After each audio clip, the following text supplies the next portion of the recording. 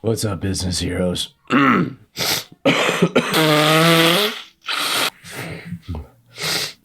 know what?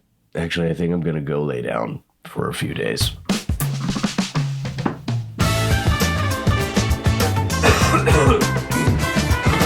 Okay, that's better. Not 100%, but better. I actually didn't end up taking any sick days because I don't have any.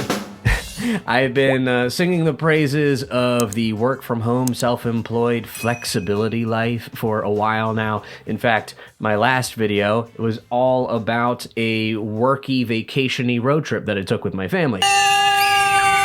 You should check that out. When you make the jump from working for somebody to working for yourself, you gain a lot of benefits like flexibility, but there's also a lot of benefits that you lose. Or rather, I should say, there are a number of things that are typically provided for by an employer that you are now responsible for, like sick leave and other paid time off. In this video, I'm going to explain how I navigate this and how you can too by using pricing, processes, and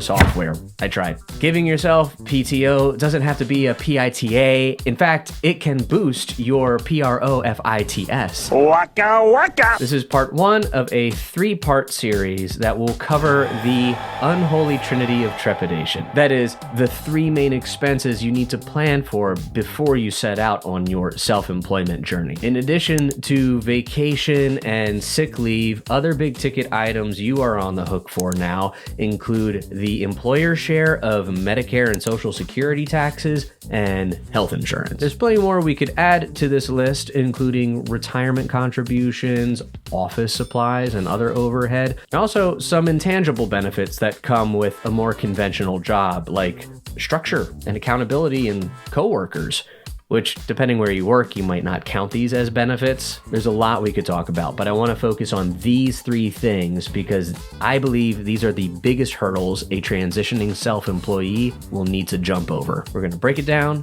take on one thing at a time. Today, we are going to start with sick leave and other paid time off. Now, you might be thinking, how big a deal is this really? I mean, like you said, I have flexibility now. The time off issue takes care of itself, doesn't it? No. The PTO issue is likely the easiest of the big 3 to take on, but however good or bad you are at time management, I would encourage you to take just a little bit more time to think more intentionally about a little bit of time and how to value that as a business. In the US, a standard benefits package includes 2 weeks of vacation plus 5 days of sick leave. And then there's the federal holidays, which I believe there are 11 now that we've added Juneteenth. So we're looking at about 5 weeks off each year. I'm talking about averages. Different companies may give more, may give less. It could fluctuate based on how long you've been with the company. But for the purposes of this discussion, let's use that 5-week figure. That's roughly 10% of the year that we don't have to work, but we still get a steady paycheck. That's pretty nice. The freelance world is usually not nearly as steady. Our time is flexible, yes, but so is our pay, and that's because our time and our pay are usually directly linked. Now, there are things we can do to unlink them and move towards more predictable, residual, passive income streams, but that can take some time to establish. Right now, there are some short-term moves that you can make to start building a benefits package and a solid buffer so you can safely take some time, go on vacation or call out sick, and not worry about how that's going to affect the bottom line or whether or not you're going to be able to afford groceries this week because you had to lay down for a little bit with the sniffle. When you are an employee, one of the first things you're going to do is give yourself a 10% raise, at least. I once heard someone say, figure out your hourly rate, then add taxes, retirement savings, health insurance, and I would add to that paid time off and sick leave. The only way that we can replace all of these lost benefits is to price them into our services. Don't feel bad, don't feel selfish, don't feel guilty, don't feel insecure about doing this. This is exactly what your old employer did. They priced into the cost of their goods and services all of the overhead required to keep their company running, which included your salary, along with the assumption that you weren't going to come into work 10% of the time. It's only fair that you do the same thing. Now, if you're anything like me 2 years ago, you're probably squirming in your seat thinking about the prospect of raising prices. Listen up, you're worth it. And not just in some feel-good, fluffy way. Your employer thought that you were worth at least your salary. Now, liquidate your benefits, add that to your paycheck, and now give yourself a promotion because you're not just doing your job anymore. You're the freaking CEO and the custodian and the customer service rep. I'm the president, I'm the emperor, I'm the king. You are doing so much more than you might even realize to keep your company running and to provide value for your clients. You're not going to bill all of this time, but it's something that you need to accommodate for and to price into your work. It's all helping you create value for your clients. Charge for it. And let's not forget, this is your livelihood now that we're talking about. If you don't set your rates in a way where you can cover your costs and provide for your family, it's not going to be sustainable. You'll stress out, you'll starve, you'll get sick from it all, and you won't have any sick days. And then you'll be thinking, man, I really wish that I had raised my prices and given myself some sick days. Take this seriously. It'll also help your clients take you seriously. Don't be afraid to price yourself as a professional because that's what you are. And it'll send a strong signal to prospective clients that you provide a quality service. Some people work from the assumption that customers will only work with them if they offer the best prices. But if you're the cheapest option out there, that's not going to attract customers. That's going to make people suspicious and assume that you're priced so cheap because you do cheap quality work. And the customers who are into that, the people who are so price sensitive that they are willing to pay somebody below market value to do a job poorly, they're gonna be a headache. I'll just leave it at that. There's a lot of great content out there on pricing theory. I highly recommend Chris Do from the future. Look him up and find some of his videos about pricing. They are gold. But I'll leave that to the experts. We'll continue to move on to the next piece of the puzzle, building your benefits package and using it. I'm not going to be overly prescriptive with this. There's a lot of different approaches you can take based on how you have your finances set up. If you work with an accountant, you should definitely get their input. The key here simply is to intentionally budget your pay time off and budget everything else for that matter, because you don't just spend all the money you're making without making sure that you have enough to cover all your various expenses, right? No. Treat your PTO the same you would as a software subscription or office supplies or subcontractors.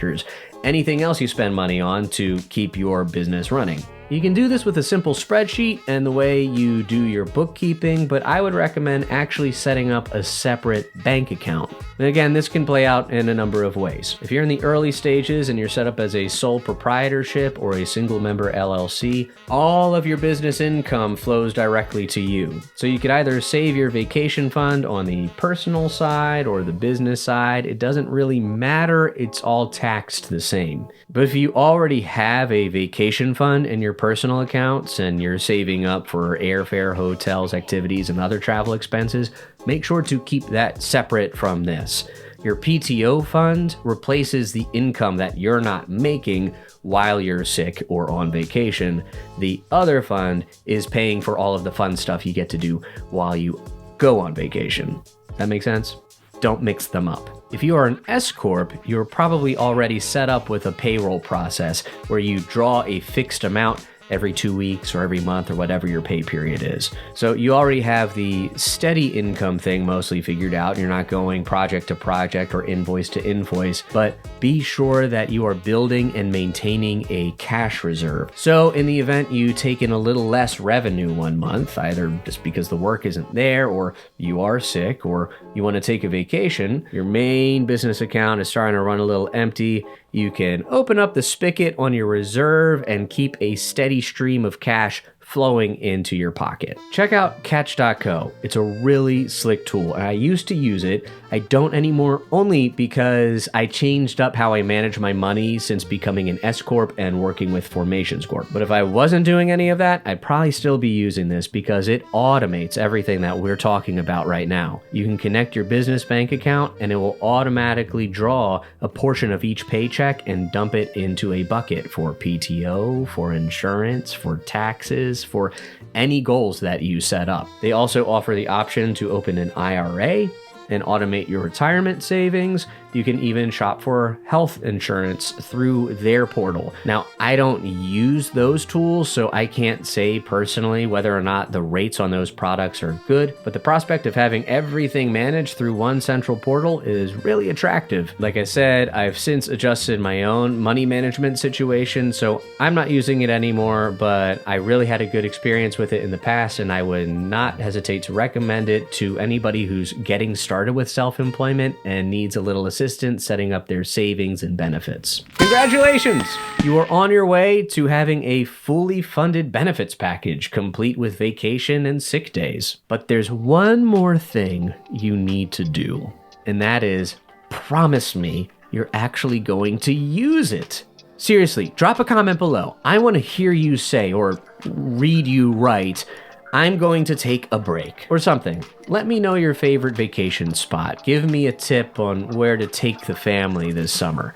Yes, you have the self-employment flexibility superpowers, and yes, you have all of the fear and anxiety around the uncertainty that comes with that, and yes, you are tempted to take this fund and let it accrue and then just turn into some general emergency savings rainy day thing. You should absolutely be building an emergency savings fund as well, but don't mix that up with this. Give yourself permission to take a break, go on vacation, or take a rest when you're sick or when you're not sick. It's good for you. It's good for your health. It's good for your relationships. It's good for your soul, your creativity, your inspiration, your productivity, and your profitability. There's a lot of studies out there on how vacation is better for the bottom line. Vacation is good, so go on one. And then when you do, just pull some money out of the fund and transfer it wherever it needs to go. On the business side, personal side, that's kind of up to you and how you are handling your money. These are not rules. This is just a template to show you what's possible and how to get started. You take this, you modify it to best fit your needs and your financial workflow. But the main things I want you to take away from all this is, 1, give yourself PTO. And 2, make sure your prices are set appropriately so you can pay for PTO and all of the other expenses that are no longer covered by an employer. In future videos, I will speak on the 2 remaining roadblocks to self-employment: taxes and insurance. At the end of the day, this stuff isn't really complicated. I'm not sharing any secrets or casting any business wizardry. You could probably figure this out. You probably already have, and you know what you need to do, but I get it. It's daunting. It's a lot to stare down the barrel of all the liabilities that a human resources or accounting department used to take care of for you. But you can do it. It's a little bit of money. It's some online forms. Don't let these things stop you from doing what you're meant to do.